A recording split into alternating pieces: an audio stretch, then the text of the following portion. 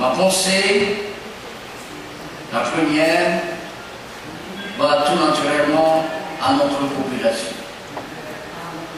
Notre population, nos concitoyens fatigués, désabusés, inquiets, perdus au milieu des méandres de ces périodes difficiles que nous vivons depuis quelques années.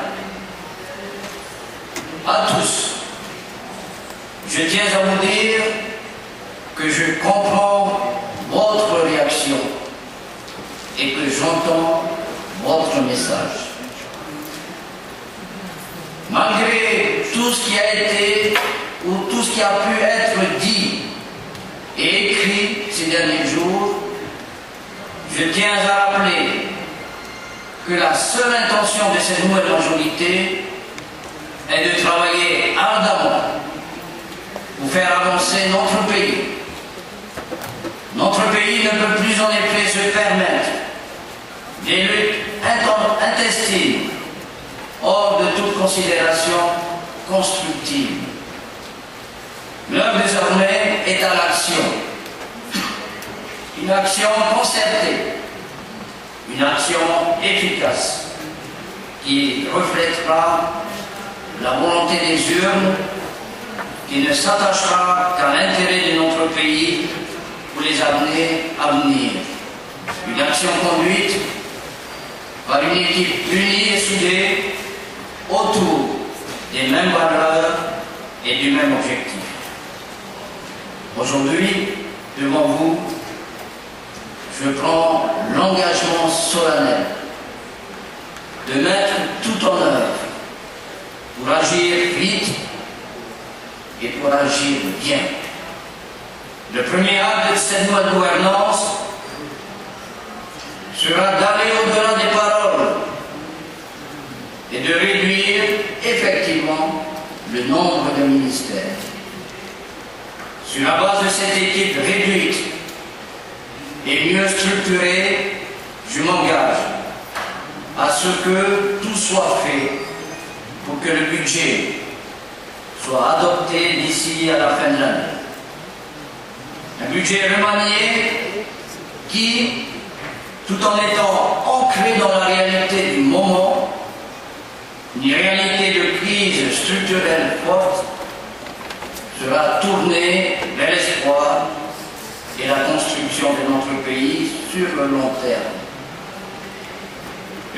Depuis plusieurs semaines maintenant, j'entends les messages des syndicats, des patrons, des associations. J'ai entendu les conclusions des États généraux. Je m'appuierai sur toutes ces propositions pour résoudre la crise de notre système, tout en veillant à ne pas étouffer encore plus les acteurs économiques. Pour ce faire, nous devrons refondre notre administration.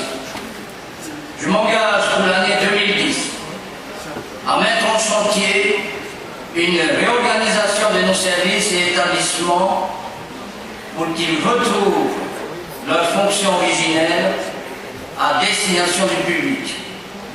Trop souvent, les structures publiques ont voulu s'immiscer à tous les niveaux de l'activité économique et sociale de notre pays. Je veux aujourd'hui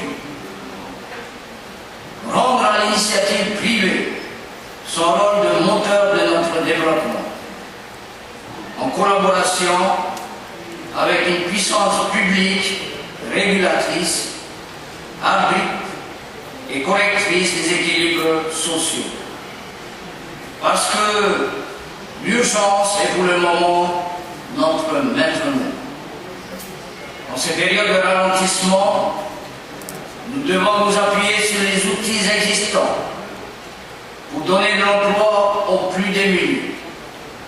Ces solutions ne seront que temporaires, le temps de relancer la consommation et de créer véritablement des emplois solides et durables grâce à une relance retour. Nous devons penser à aujourd'hui tout en nous préparant pour demain. Nous devons résoudre dès à présent nos problèmes structurels sans hypothéquer notre avenir à moyen et long terme. Tant de défis sont à relever aujourd'hui.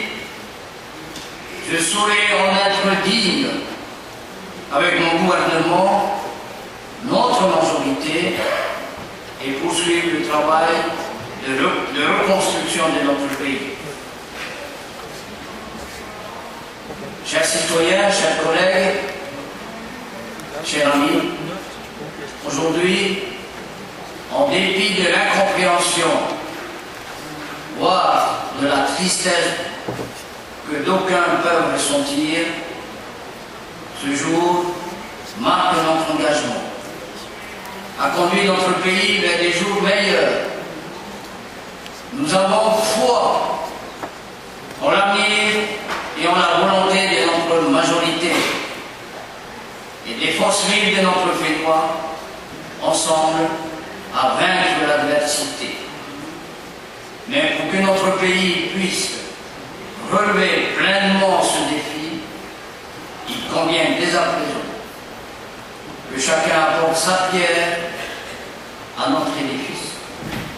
Nous avons besoin de chacun d'entre vous, de tous, quelle que soit votre place, quelle que soit votre situation, quel que soit votre âge. Le pays a besoin de vous. Place aujourd'hui à l'action concrète et efficace dans ce travail commun que je vous invite à mener avec moi. Je dirais pour terminer, s'il n'y a pas de confiance, il n'y aura pas de croissance. Malou, ayant été